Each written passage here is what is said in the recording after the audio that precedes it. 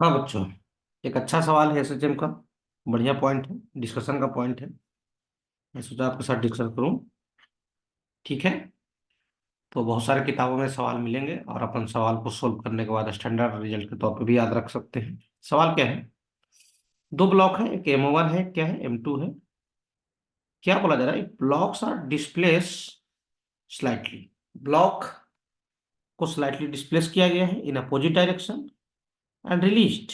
Opposite direction दोनों block को हल्का हल्का डिस्प्लेस किया गया और उसके बाद छोड़ दिया गया। Proof that motion of the blocks is SHM. Proof कीजिए ब्लॉक्स के जो मोशन होंगे उसके बाद एसएचएम होंगे। And find time period of क्या एसएचएम। कुछ बातें मैं आपको क्लियर कर दूं।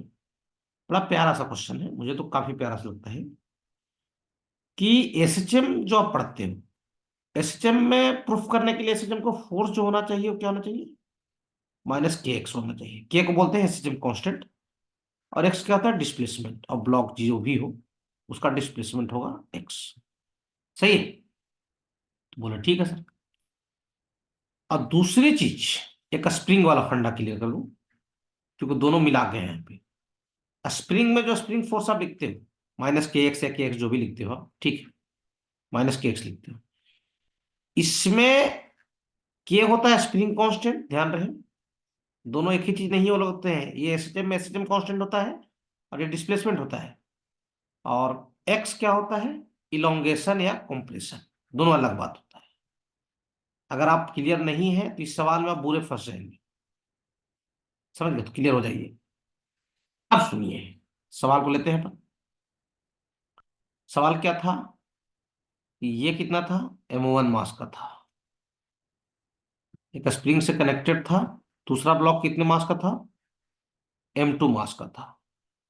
ऐसे सवाल HC वर्मा की बुक में भी दिए हुए हैं, वहां पे दोनों मास बराबर रख लिया गया तो थोड़ा आसान हो जाता है वो। खैर मैं आपको एक स्टैंडर्ड रिजल्ट के तौर पे ही बता दूंगा। अब मान लो कि इसको इधर आपने खींचा अपोजिट डायरेक्शन में, कितना बड़ा एक्स, और इसको कितना खींचा? छोटा एक्स। ठीक है। तो इलोंगेशन इन स्प्रिंग कितना आ जाएगा भाई साहब? इलोंगेशन कितना आ जाएगा स्प्रिंग में? वो आ जाएगा छोटा एक्स प्लस क्या? बड़ा x. This length plus this length, that is, उसको एक्स नॉट बोल देता हूँ। इलोंगेशन मतलब एक्स नॉट कितना आ गया? छोटा एक्स प्लस क्या? बड़ा एक्स। आप किसी भी एक ब्लॉक पे कंसंट्रेट करें। चलिए अपन सेकंड पे कंसंट्रेट करते हैं। उसका फ्री बॉडी डायग्राम बना है M2। M2 पे M2 का स्प्रिंग इधर खींचेगा। आपने M2 को इधर धक्का दिया था तो स्प्रिंग उधर नहीं जाना चाहेगा, स्प्रिंग अपने नेचुरल लेंथ पे ही रहना चाहेगा। तो उस चक्कर में स्प्रिंग इधर फोर्स लगाएगा इस साइड में, उल्टे साइड में। तो स्प्रिंग फोर्स कितना होता है? माइनस के x, minus four direction, minus छोड़ ही दो अभी। एंड एक्स क्या? इलोंगेशन और कॉम्प्रेशन। तो यहाँ जो फोर्स लगेगा स्प्रिंग फोर्स, वो के एक्स मत लगा देना, यही मैं बोल रहा हूँ। के एक्स नॉट होगा स्प्रिंग फोर्स। स्प्रिंग फोर्स क्या हो जाएगा? के एक्स नॉट। तो यहाँ जो फोर्स लगा ना इस पे, वो कितना लगा? माइनस के एक्स नॉट। अब हमारा धर्म है यही एक्स नॉट की वैल्यू निकालना इसके डिस्प्लेसमेंट के टर्म में। इसका डिस्प्लेसमेंट कितना था? छोटा एक्स। बोले ठीक है सर। अब सुनना ध्यान से। अब एक्स नॉट निकालेंगे किसके टर्म में? छोटे एक्स के टर्म में। तो एक इक्वेशन तो आपको पता ही है कि छोटा एक्स प्लस क्या? बड़ा x, that is equal to x naught. बोले ठीक है सर, कोई दिक्कत नहीं है। और अगर सेंटर ऑफ मास आप पढ़े हो तो सिस्टम पे कोई बाहरी फोर्स लगाया नहीं गया। ठीक है। और इनिशियली सिस्टम कहाँ में था? सिस्टम रेस्ट था। इनिशियली सिस्टम कहाँ था? रेस्ट में। तो position of centre of mass change नहीं होगा, अगर आपको याद हो तो। Position of COM does not changes. तुम बोले ठीक है सर। और इस केस में दो मास के केस में याद होगा कि सेंटर ऑफ मास का अगर पोजीशन चेंज ना हो तो अपन डायरेक्ट रिजल्ट याद करते हैं क्या? M1 x1 बराबर क्या? M2 x2। ठीक है ना? x1 पहले का डिस्प्लेसमेंट है, x2 दूसरे का डिस्प्लेसमेंट है। चलिए तो यहां भी लिखेंगे अपन क्या? M1 इंटू बड़ा एक्स बराबर क्या? M2 इंटू क्या? छोटा एक्स। तो बड़ा एक्स डिवाइडेड बाई छोटा एक्स की वैल्यू कितना आ जाएगा भाई? ये आ जाएगा M2 बाई क्या? M1। ये बड़ा एक्स और छोटा एक्स का रेशियो आ गया। और दोनों का सम क्या है? छोटा एक्स प्लस बड़ा एक्स क्या है? एक्स नॉट है। सही है। तो दोनों का सम पता है, दोनों का रेशियो पता है। तो जिन बच्चों को डायरेक्ट पता है निकालने के लिए डायरेक्ट निकाल लो, या जिनको नहीं पता है यहाँ से बड़े एक्स की वैल्यू निकाल लो छोटे एक्स के टर्म में, और उसको यहाँ पुट करो। बड़ा एक्स निकालो छोटे एक्स के टर्म में, उसको इसमें पुट कर दो। नहीं तो मैं आपको डायरेक्ट बता रहा हूँ, फिजिक्स में खास करके जो नीट वाले बच्चे होंगे, है ना, वो थोड़ा ध्यान रखना कि डायरेक्ट मैं आपको एक कॉन्सेप्ट सिखा दे रहा हूँ। रेशियो का सम पता हो, और सॉरी नंबर्स का सम पता हो और नंबर्स का रेशियो पता हो, तो नंबर डायरेक्ट कैसे निकालते हैं सुनना ध्यान से। उसके बाद इस पर अप्लाई कर लेंगे, है ना, फिर लेंगे इस सवाल को अपन पीछे से उठा लेंगे, ठीक है। जैसे मान लो कि दो नंबरों का सम एस है। सम क्या है? एस। और रेशियो क्या है इनका? A ratio B. तो अपन डायरेक्ट निकालेंगे। First number direct, sir S into A divided by A plus B. S sum हो जाएगा, ये जो भी पहले का सपोर्टिव रेशियो है ए, और नीचे रेशियो का सम। और सेकंड नंबर कैसे निकालोगे? इसी कॉन्सेप्ट का अप्लाई करूंगा क्वेश्चन पे। एस इंटू इसका सपोर्टिव रेशियो कौन है? बी अपॉन ए प्लस बी। अब ये ऐसे देखो, फिजिक्स में सब बहुत ज्यादा आते हैं, इसलिए मैं बोल रहा हूँ सीधा याद रखो तो बहुत अच्छी बात है। अब देखो अपना क्या था? अपना ये था कि छोटा एक्स प्लस बड़ा एक्स एक्स नॉट है, और बड़ा एक्स और छोटा एक्स का रेशियो कितना है? M2/M1। इसको यहां लिख लेता हूँ। देखो इधर, छोटा एक्स प्लस बड़ा एक्स, ये एक्स नॉट के बराबर है, और बड़ा एक्स बाई छोटा एक्स, ऊपर बड़ा एक्स था ना, एक मिनट, है ना, ये बड़ा एक्स ऊपर था और नीचे क्या था? छोटा एक्स।